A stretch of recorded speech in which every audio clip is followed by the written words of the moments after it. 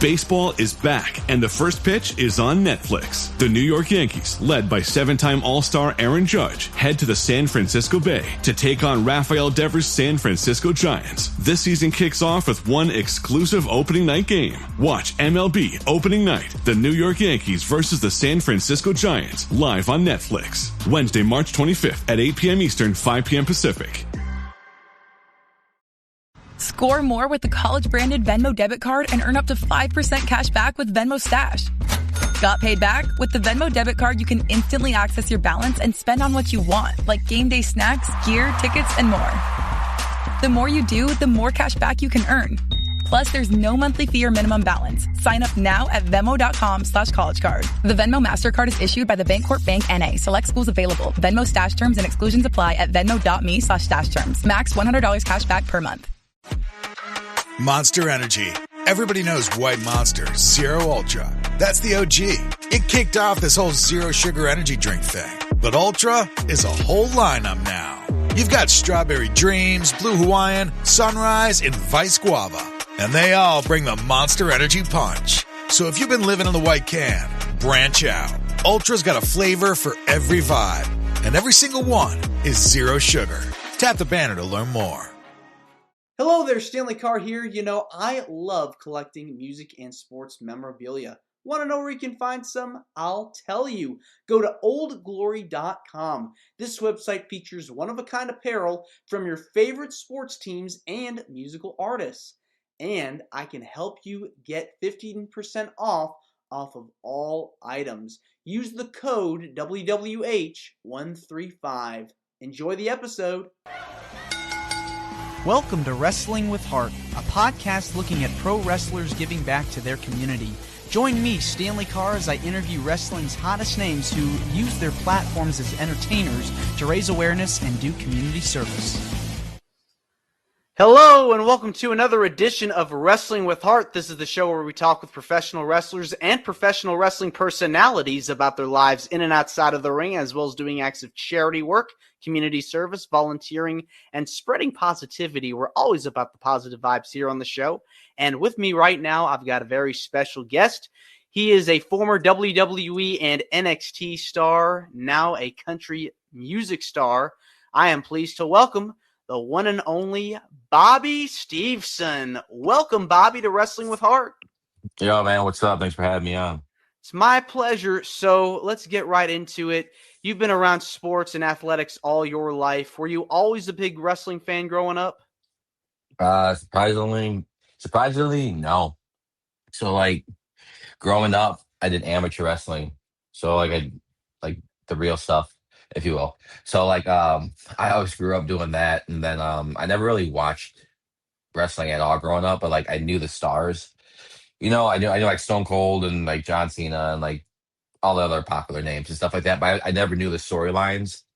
And I think part of the reason why I wasn't, so into pro wrestling, too, because I think every time that I did catch it on TV, it was, in some, storyline.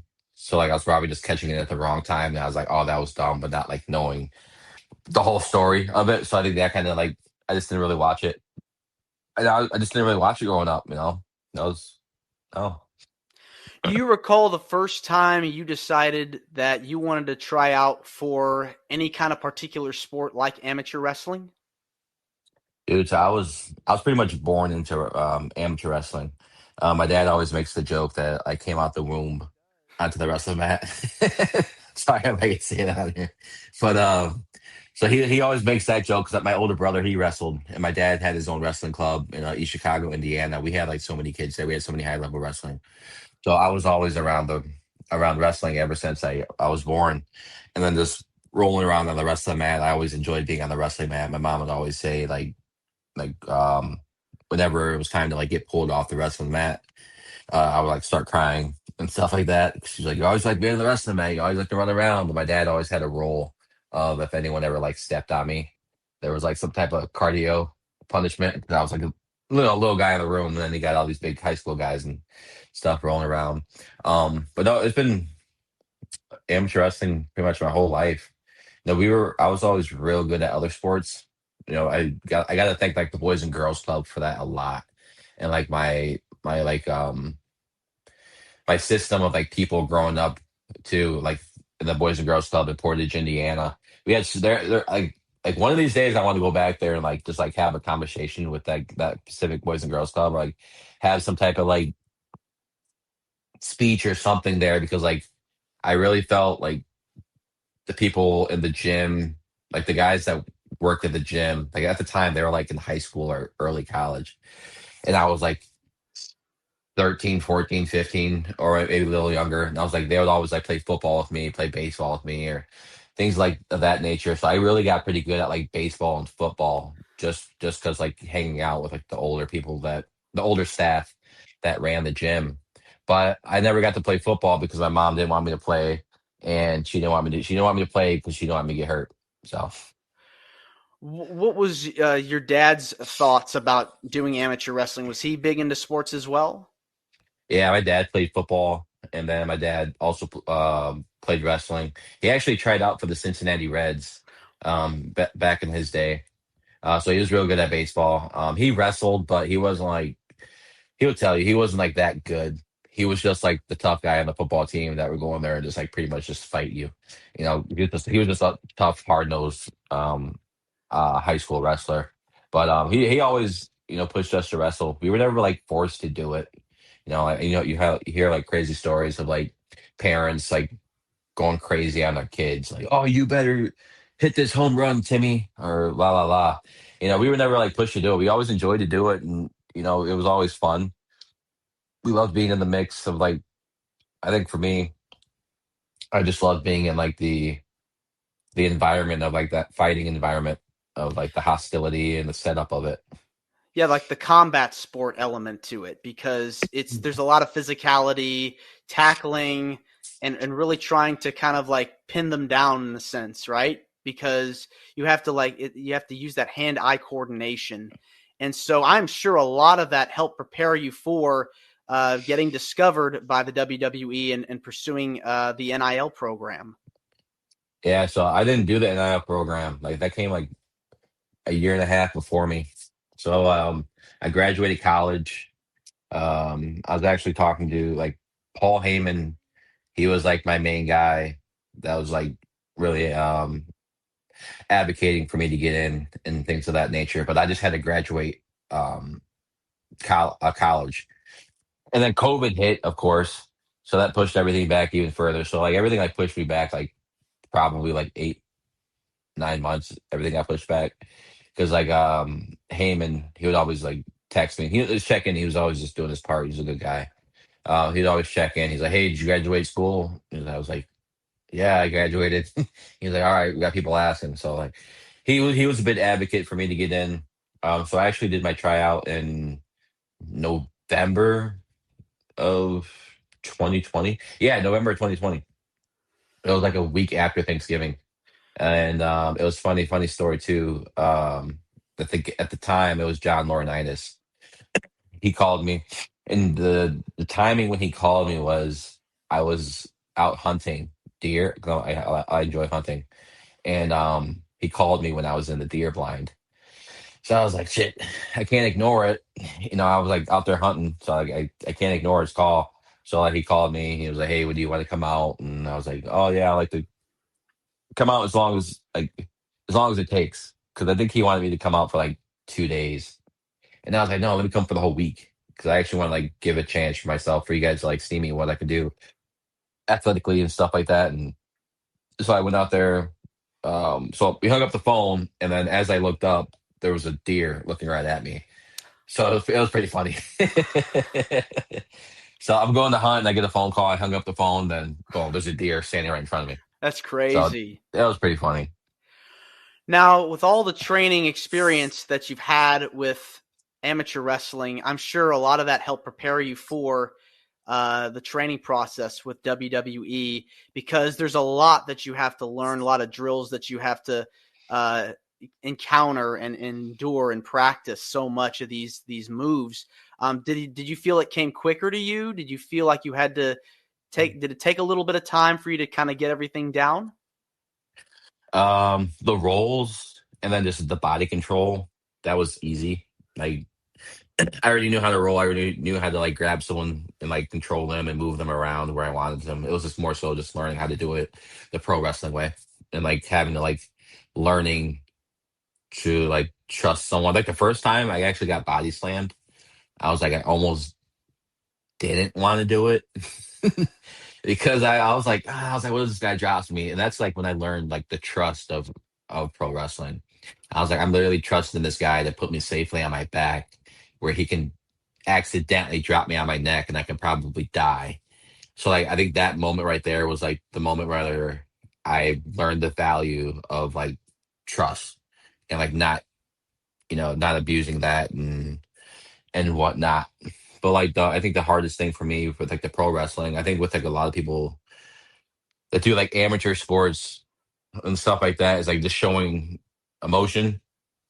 Because you obviously like football players, everyone that plays football, they're all tough guys, So like you get like a big football player, and then you put them doing where they have to do like a funny promo and express themselves. They're like, oh, I'm supposed to be a tough guy, and all my boys know me as a tough guy. Now I got to go on the screen in front of millions of people and act like an idiot, like a funny guy, Then it's like, okay, but like I think that was like the hardest part for me but I got used to it. I got to really thank Terry Taylor for that. He was my main coach in NXT. He really helped me out, just like not caring what other people think, just like go over the top.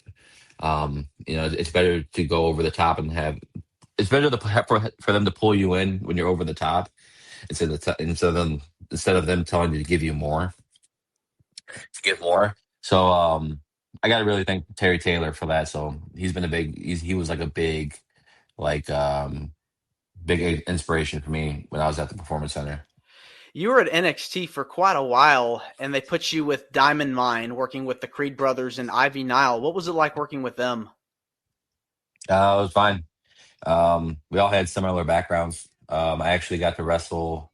I amateur wrestled Brutus Creed when we were in college. So we wrestled, and then I knew Jacob, Julius, just from like the wrestling community and stuff like that. So we just like had some like mutual friends, mutual connections. So like we already knew each other when we got there. And then Ivy, I met her when I was at NXT. They're all like good athletes, so we all blended pretty well. So it was pretty easy. And did you get to work with Roderick Strong as well? Yeah, we tagged in a few matches.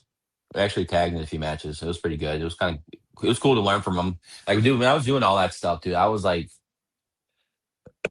oh man, I was probably like 7 months in, 8 months in, and like I got like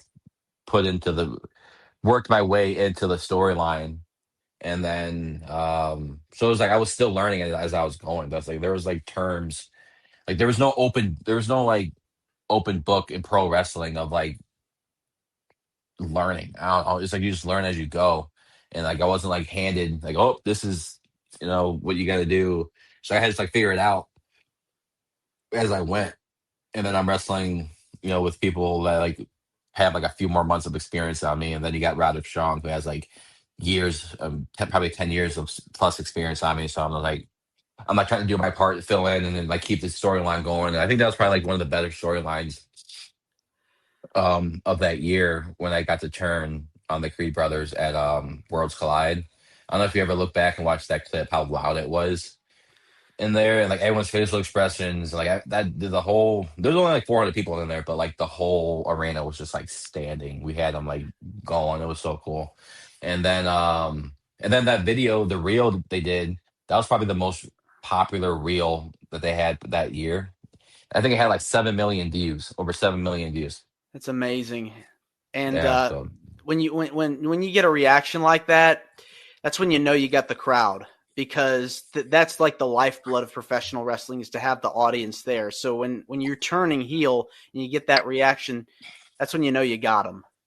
yeah, no, it was pretty cool. I wish we would have done like more individual babyface stuff for me instead of like just jumping right into the tag stuff, like the tag matches. I wish I kind of got, I wouldn't say like a run, but like more so just like a way to get empathy to crowd or something like that. Because like I feel like who would have done something more like that? I feel like that reaction that we got when I hit the chair shot would have been even more over the top.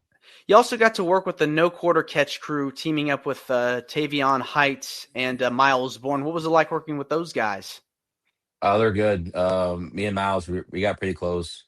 We still hang out to this day. We do a lot of fun stuff. Let's go to the beach and listen to country music. Do the country boy stuff, and it was fun. In a way, it was kind of just like Diamond Mine 2.0, if I'm being honest. So, but it was fun working with those guys. Like guys like Drew Gulak, he's great. I was actually I went to the NCAA tournament last year in Philadelphia. Him and we had a night out and just went to the Chinese, like they had like this Chinatown area. We went to Chinatown area. We just had a good time and just walked around the city and whatnot. So I'm pretty good friends with still Miles, Tavion, and Drew Gulak. We've always had a good relationship. And you were part of the ambulance match in NXT that year as well, 2022. Tell me about what it was like to get the feeling for the company to put their trust in you to be in a match like that. I think it showed I was doing the right things. I think a lot of times talent kind of get lost on if they're not getting praised or they're not getting booked. A lot of people feel like they're getting lost in the shuffle. So for me to have only had being in the pro wrestling for like a year and like a few months and being on the pay-per-view, one of the bigger pay-per-views of the year of Halloween Havoc, that meant a lot. That meant a lot to me to know I was getting trust, and for me knowing that I'm being seen and all the work that I'm doing is it's paying off. But no, that was probably one of my favorite matches to do. Did you pitch any storylines on your own to anybody at the higher ups, things that you wanted to do? Well, the obvious one was me and my brother tagging. So I was like, I don't know why that was kind of avoided, but because when I did the NXT Underground match. So good, so good, so good. Spring styles are at Nordstrom Rack stores now, and they're up to 60% off. Stock up and save on Rag & Bone, Madewell, Vince, All Saints, and more of your favorites. How did I not know Rack has Adidas? Why do we rack? For the hottest deals. There's so many good brands. Join the Nordy Club to unlock exclusive discounts, shop new arrivals first, and more. Plus, buy online and pick up at your favorite Rack store for free. Great brands, great prices. That's why you rack. With Eddie Thorpe, they had my brother come in as his coach. I know Bobby really well and this and that, but we had the different names, but everyone knew we were related, but we just had different screen names. I wish we would tag more, got to be able to tag, because we would go against each other on house shows, and we would always get a good reaction on house shows. We would go out there and we'll be on opposite teams, and then I'll read some of the people's lips in the crowd. They're like, "Oh, these guys are actually brothers," stuff like that. And then we'd always just do the thing. I'll be heel, and I'll let them bump me around, and the place would go crazy and stuff like that. So I wish I was able to tag with my brother. So when you got that call that your contract wasn't renewed, I mean, tell me about what the feeling was like being told that you were getting released, because professional wrestling, it's a tough business, and you've worked so hard to get to that level. What was it like being told, hey, we're not going to renew your contract? I was actually surprised because I was told that I was going to be in touch with someone to get a new contract. So I think that's why I was so surprised, because I spoke to someone a week before who was pretty up there about my contract expiring and then me wanting to resign, and that person saying, yes, we'll get you in touch with this person and get you a new contract.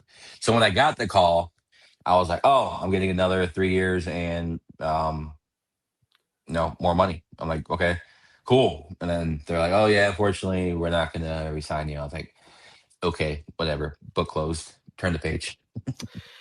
It's a tough thing, because professional wrestling it's hard to get in the mindset of what am I going to do after, right? Mm-hmm. Because not everybody is going to go to another company like a TNA or an AEW, and people like The Rock and John Cena are out making movies, so you have to find a lane to jump into. Am I going to go continue with this, or am I going to go pursue other avenues. And you have made the jump to pursue a career in country music. What made you decide to pursue such a field? Because it's hard to Yeah. really make it in the music business. Yeah, and I feel like it's hard, like even trying to make it in the wrestling business, but you never know unless you try it. I've always liked country music. I always enjoyed going to a show.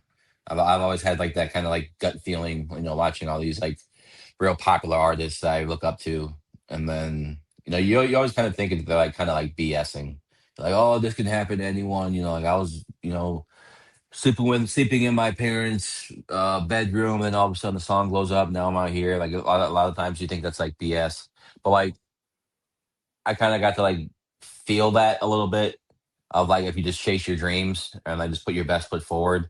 Because like I only have 2 songs out. I'm working on I'm going back to Nashville next month to put some more music out and record and whatnot.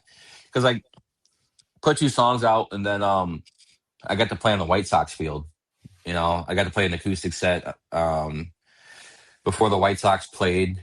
That was like a dream come true, because I remember like in 2006, my dad took us to a game, and we were like all the way up top. We were like section 300, our backs against the wall, all the way up top.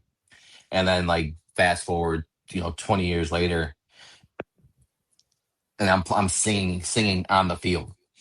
So I think it's one of those things like you just put your best foot forward, and you just like trust the process, and I guess like just believe in yourself, because it's gonna happen. Like anyone, that's why like I started to believe, like when all these artists, like I said before, like if you believe in yourself, you can make it. Like I just started believing in myself, and I got to play on St. Pete Country Fest. With like I opened for guys like Parker McCollum, Treaty Oak Revival, like just to name a few names. It was sold out 3 days straight, 20,000 fans there, and I got to play music. This new guy who hasn't been doing music for like not even a year yet is getting to be in front of all these people and meet all these people. So I'm like, there is something there. So it's something worth chasing. And I think that's something that I can like actually make happen for myself. That's a full circle moment, be able to play in a field that you grew up going to. So you were always a big baseball fan as well. Yeah, I'm a big White Sox fan. So I've always been a big White Sox fan. I watched all their games growing up. I'd come home from school, turn on the TV, Comcast Sportsnet, then Hawk Carlson, Steve Stone.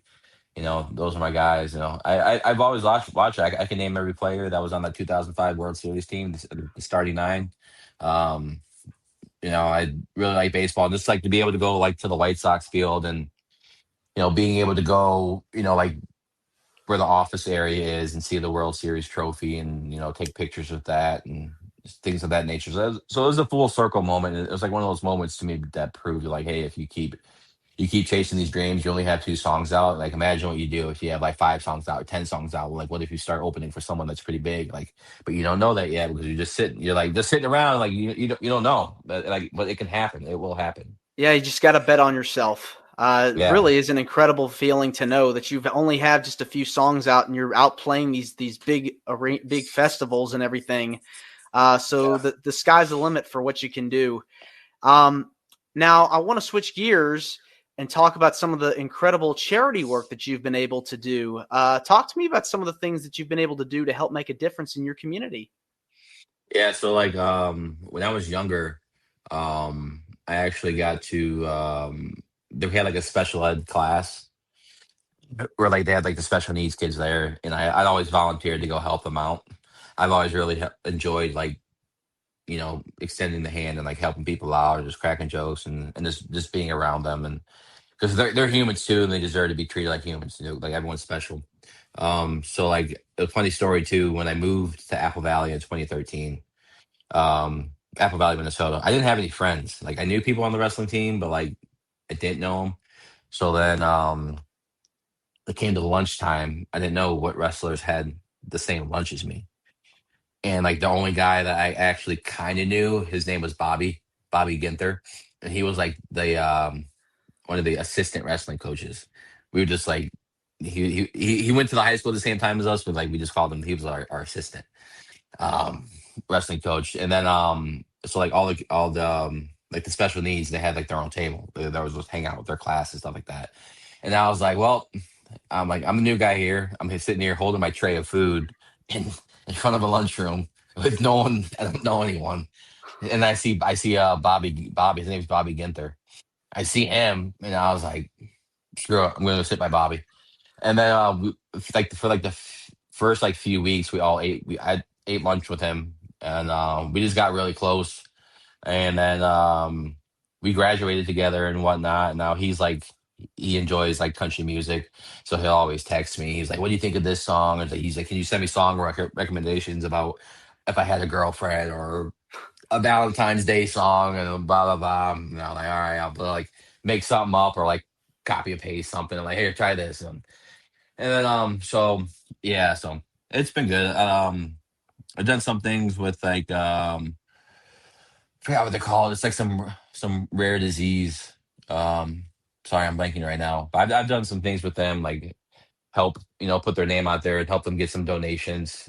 Just to help them help the young kids out. But I've always enjoyed helping out kids.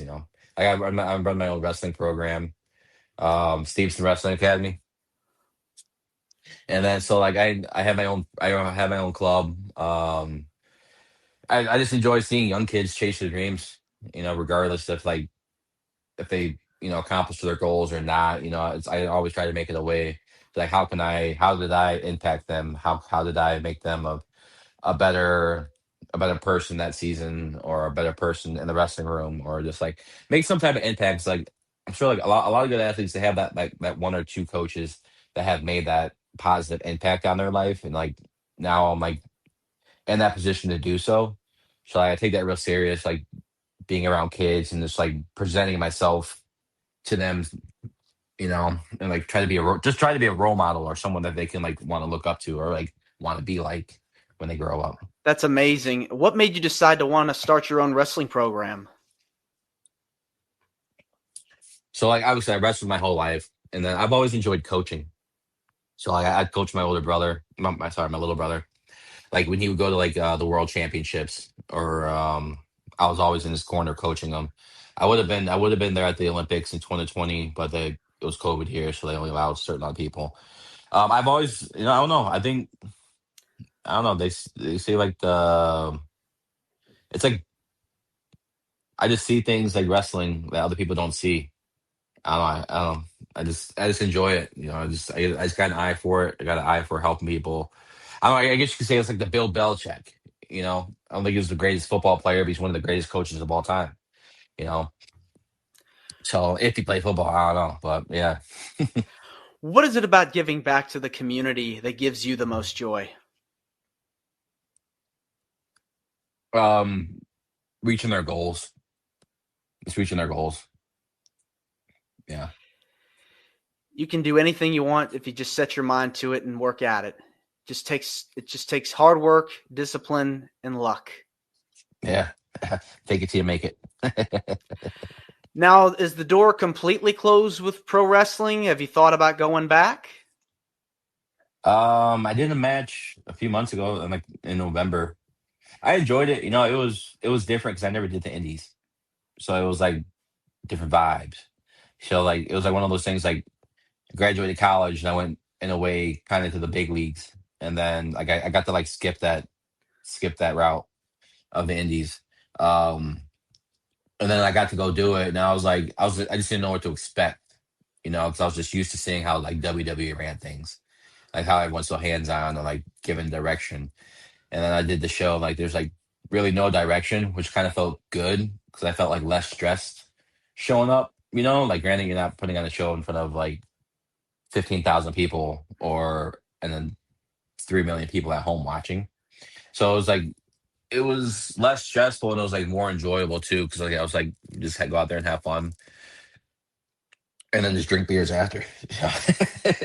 So it was fun. But no, it's not closed. I kind of got my mind focused on other things right now. I've been talking to some places here and there, but nothing's like it's not like closed. Like the main reason why I haven't been like a lot of bookings I just haven't taken.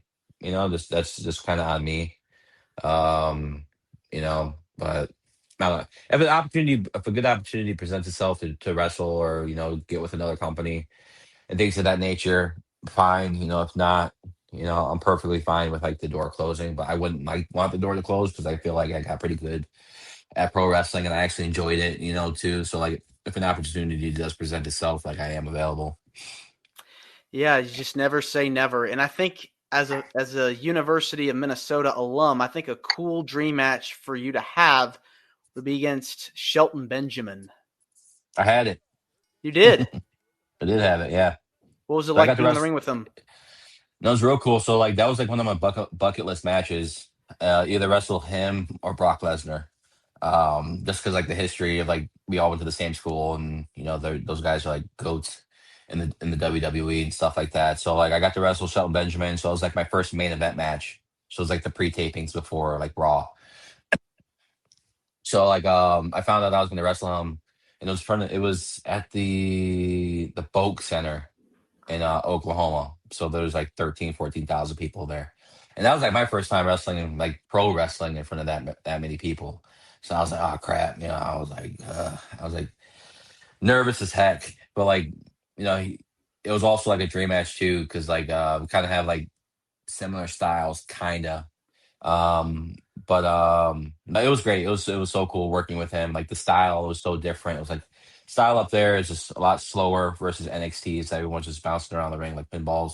So it's kind of cool just to like slow it down and like have him talk to me and just like be in the ring. So I was checking off a lot of bucket lists. I was like, wrestle Shelton Benjamin, boom. Wrestling in front of 15,000 people, boom. Like I was on I was on Monday night, like around Monday Night Raw. So it's like I was checking off a lot of things on the trip. So that trip meant a lot to me.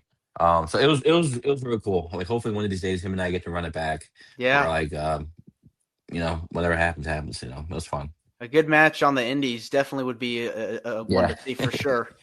Yeah.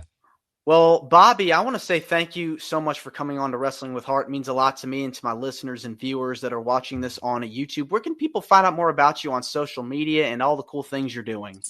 Yeah, thanks so much for having me. But you guys can find me on Instagram, Twitter, Facebook, all under Bobby Steveson. You can find me on Spotify, Apple Music, all under Bobby Steveson. It's getting hot. It's starting to get hot outside in some parts of the United States, so country music is about to be coming out. So I don't know if you guys got the boats, get your beer ready, because this summer it's gonna be the summer of me. The summer of Bobby. I love it. Summer of Bobby. Well, thanks again, Bobby, and you're more than welcome to come back. I appreciate it, man. Thank you so much. All right, take care. Yes, sir. This is Wrestling with Heart. I hope you found this podcast to be informative and entertaining. If you did, please hit the subscribe button and look out for the next edition.